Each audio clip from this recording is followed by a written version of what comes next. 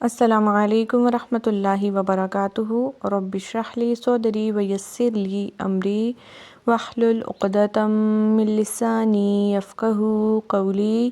اعوذ باللہ من الشیطان الرجیم، بسم اللہ الرحمن الرحیم۔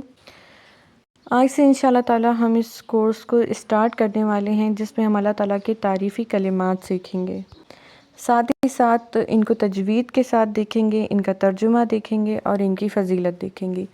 آج جو کلمہ ہم نے یاد کرنا ہے وہ ہے سبحان اللہ و بحمدہ، یعنی پاک ہے اللہ اپنی تعریف کے ساتھ۔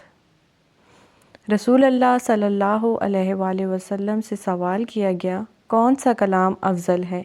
آپ صلی اللہ علیہ وآلہ وسلم نے فرمایا جو اللہ نے اپنے فرشتوں اور بندوں کے لیے چنا۔ یہ اللہ تعالیٰ کا چنا ہوا کلام ہے اور اس کی بہت زیادہ فضیلت ہے۔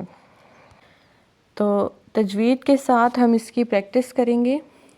سبحان اللہ، سین کو با سے ملائیں گے، با کی آواز پلٹے گی کیونکہ با پہ قلقلہ ہوگا۔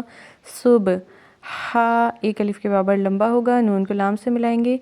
سبحان اللہ، اللہ تعالیٰ کے لام کو موٹا پڑھیں گے اور ایک الف کے برابر لمبا کریں گے۔ ہا کو تیزی سے پڑھیں گے، سبحان اللہ و بحمدہ۔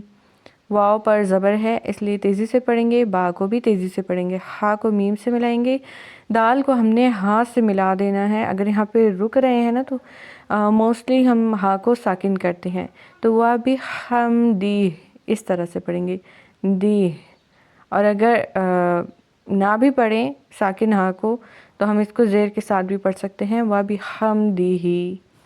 سبحان اللہ و بحمدہ، سبحان اللہ و بحمدہ۔